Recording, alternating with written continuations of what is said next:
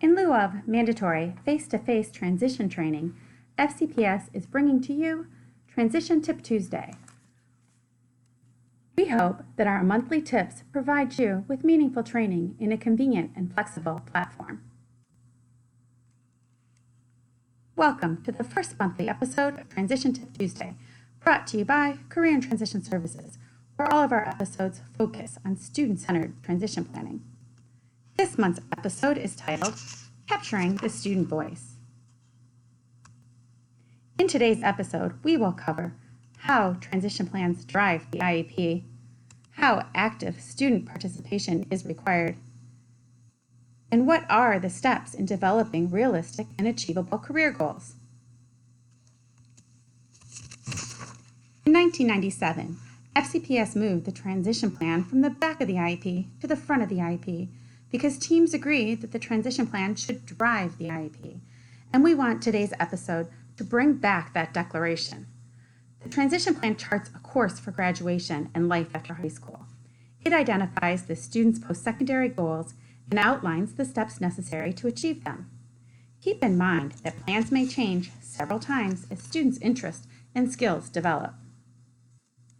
So how does the transition plan drive the entire IEP? The transition plan identifies interests, preferences, strengths, and needs, along with post-secondary career goals. Transition objectives are what the student is going to do this year to help them achieve their career goal.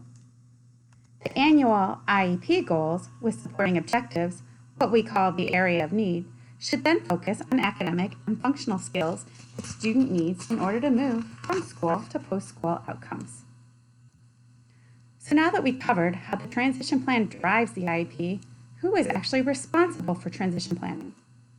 The answer is everyone has a role. Since the transition plan drives the rest of the IEP, the transition plan cannot be completed in isolation. Transition planning is based on collaborative effort between students, their families, the community, school, and adult service personnel. And let's not forget the most important person in transition planning, the student. As a team, we want to focus on the I in IEP. It is important for the case manager to interview the student. When the student has a voice, IEP meetings focus on what's important, and that is the student's future. This is the student's chance to take an active role in planning their education and make school relevant to them. Now we're going to watch a short video on capturing the student's voice. Please stay tuned after the video to receive information on recertification points.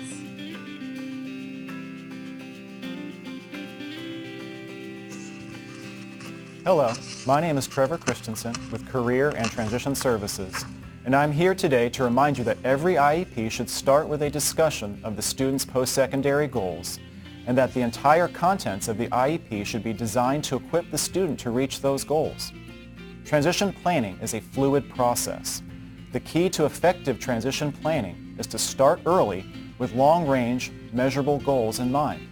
The plan should then be revisited at least once a year to see if it continues to be appropriate for that particular student. Well, Sky, you know me. I'm the Employment and Transition Representative at Madison, and we're here also with your WAT teacher. You know Miss Wilson, don't you? Yes. Awesome. Okay. And we're here to talk about your transition plan. Are you ready to do that? Planning a student's transition from school to post-school options is a critical part of the individual education program, IEP process, during the middle and high school years. Transition planning is ongoing and outcome-oriented based on collaboration between students with disabilities, their families, school and adult service personnel, and the community.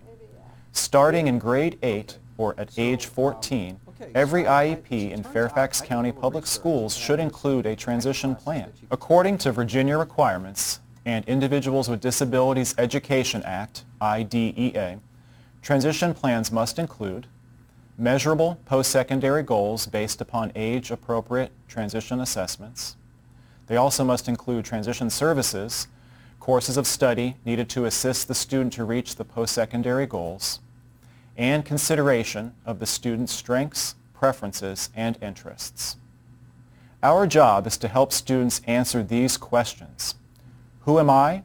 Where am I going, and how will I get there?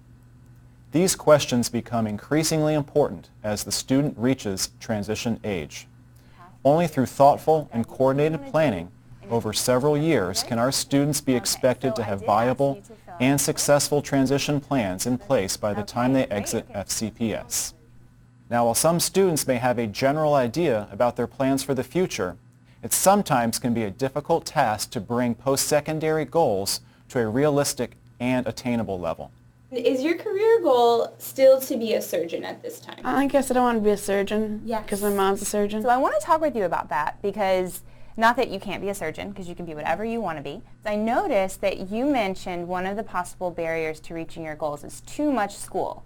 And that I also noticed that you don't really love school all that much. I'm not a huge fan. Okay. If you plan to be a surgeon, there is a lot of school post-high school. You'd have to go and you'd have to do an undergraduate degree, which is about 4 years. And then you'd have to go to med school for another 4 years. And then you'd have to do a residency, which can last anywhere from 2 to 5 years. So that's a lot of extra school. Have you thought about that? No. Which is totally okay, Ashton. And that's what this process is all about. We're trying to help you figure out what is going to fit your needs and your interests. How do we handle a situation where the IEP team may not think that a career goal is attainable for a student because of their disability or academic challenges? Students will often say that they want to be a lawyer because their dad is a lawyer or their grandmother was a judge. Or students may want to say they want to be the next Taylor Swift or LeBron James, famous athletes or musicians. What is your career goal? I'll be an actress. So you want to be an actress? We're going to talk about some of your strengths and capabilities right now. Many students are also unsure of what they want to do in the future, whether it be post-secondary education, additional training, or direct employment.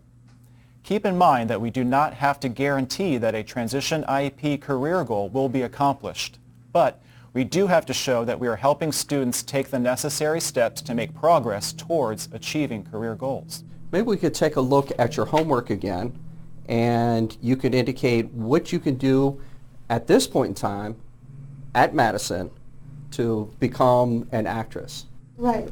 So if your student tells you that he wants to be a football star, you need to document in the transition IEP that you are giving the student opportunities to prepare for that goal.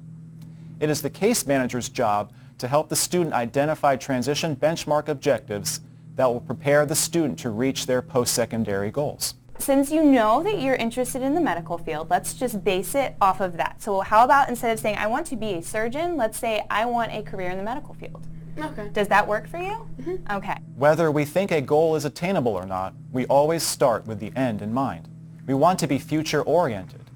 We ask the students to think beyond high school, visualize what they'd like to be doing in their mid-20s, and then go through all the steps they would have to take to get there, identifying any barriers that might get in the way. Working towards you wanting to become a surgeon or something in the medical profession, one of your goals would definitely be making sure you pass all those diploma required courses, especially those maths and science classes. Especially in that field, you're going to want to have at least a B average in those classes. How do you feel about that? Math, I think I'm doing pretty good, but science, I'm not doing too hot. Okay, what is your grade in science? I think a C. Okay, that's not terrible. What are the steps for helping students develop realistic and achievable career goals? Before an IEP meeting, case managers need to gather and review transition assessments, such as interest inventories, job coach reports, career assessments, the academic and career plan, and other informal assessments. Additional information on assessment can be found in the Transition Resource Guide on the CTS intranet.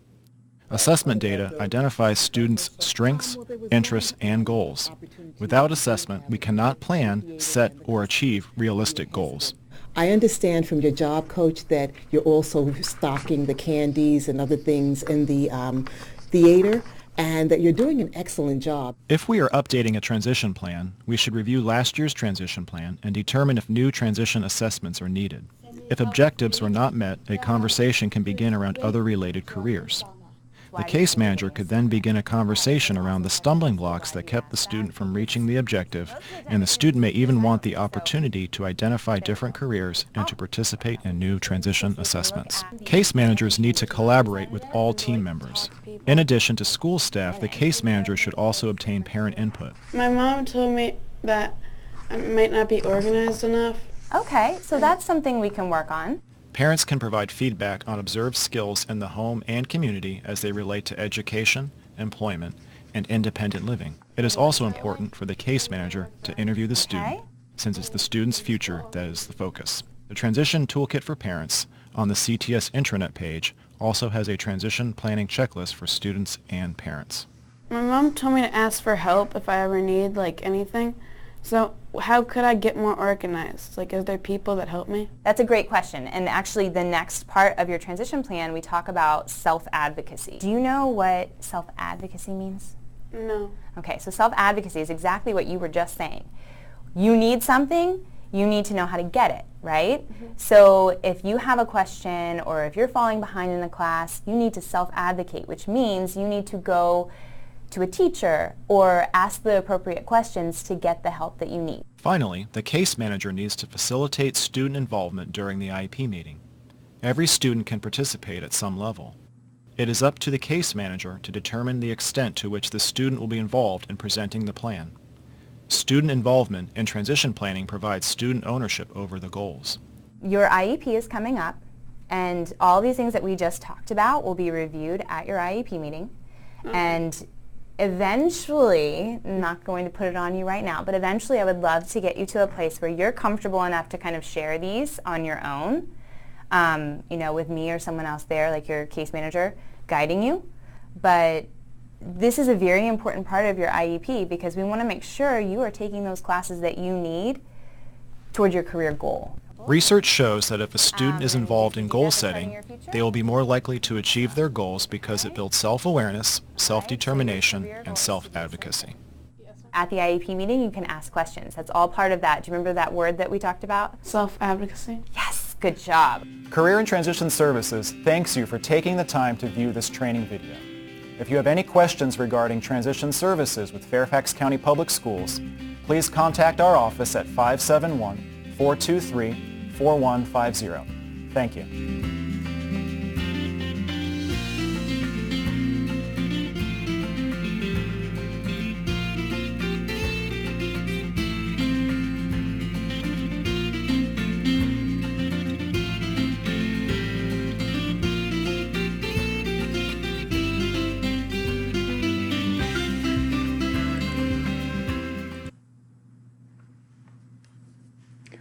So what are the steps for transition planning?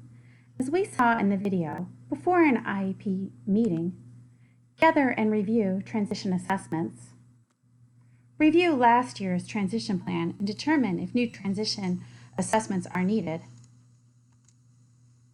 3. Collaborate with all team members. Obtain parent input. Interview the student. And 4. Facilitate student involvement during the IEP meeting. For State Indicator 14, 2018 school leavers were asked to answer the following question. To what level were you involved in your IEP? This slide shows the responses to that question. As you can see from the data, more work supporting student IEP involvement needs to be done in the district. Stay tuned for a future Transition Tip Tuesday on student-led IEPs. This concludes the formal portion of this training. In order to receive a recertification point for this training, we would like for you to send your ETR an email on what you know about transition, what you wonder about transition, and what you learned today from this training. Please email your ETR with your answers by December 1st, 2019. We will send you a certificate of attendance for one recertification point. Thank you.